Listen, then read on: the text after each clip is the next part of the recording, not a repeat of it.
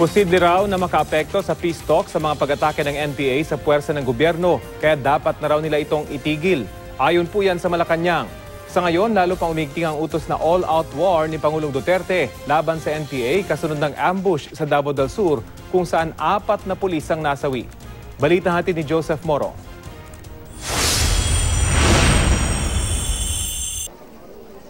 Imbes na galit, awa raw ang nararamdaman ni Pangulong Duterte sa mga miyembro ng NPA dahil handa na raw muli ang gobyerno makipaglaban sa mga rebelde.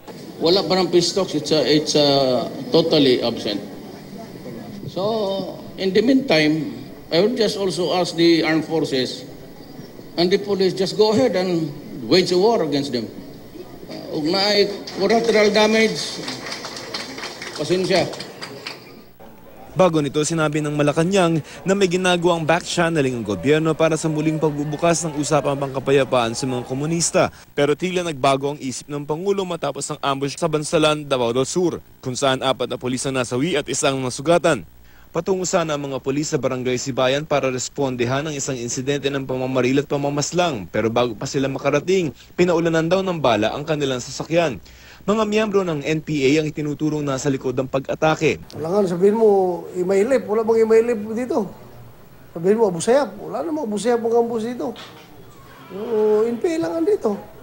Mistulang planado raw ang pagpatay base sa mga nakuhang explosive sa lugar ng ambush. At kung titingnan ang dami ng mga basyon ng bala sa paligid, may tuturing daw na overkill ang nangyari. May mga tamalat sa ulo eh.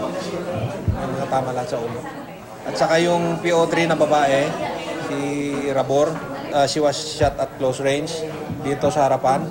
Lumabas dito, warak yung ulo niya. May history talaga itong Bansalan about sa ganyan, yung meron silang papatayin, pagkatapos magresponde ang pulis, pagresponde sa kailangang buson. Nakatakdang makatanggap ng tulong pinansyal at scholarship ang mga nauli na ng mga pulis sa sagutin din ng pamahalaan ng pagpapalibing. Binigay din ni Pangulong Duterte ang medalya ng kagalingan para sa mga nasawi, kasabay naman ang paghihingi ng hustisya ng mga kaanak ng mga pulis na nawagan sila na sana matapos na ang gulo.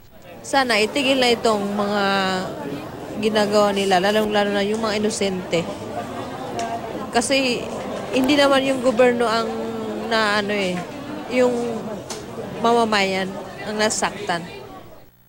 Naka-heightened alert ngayon ang buong probinsya ng Davao del Sur, lalo't ayon kay PNP Chief Bato de la Rosa, nagre-recruit pa ng mga bagong miyembro ang NPA. Sabi ng Malacanang, posible makaapekto sa peace talks ang mga pag-atake ng NPA sa puwersa ng gobyerno, kaya dapat na rin nila itong itigil. It will provide some sort of influence, but however, there's the bigger thing, which is the pursuit of peace. They should also cease action, that they should, in fact, take it upon themselves to be responsible for their own people, and also to release prisoners. Sinubukan ng GMA News na kunan ng pahayag si NDF Chief Negotiator Fidel Agcawili pero hindi siya sumasagot sa aming tawag. Wala pa rin pahayag ang NPA sa ngayon. Joseph Morong, GMA News.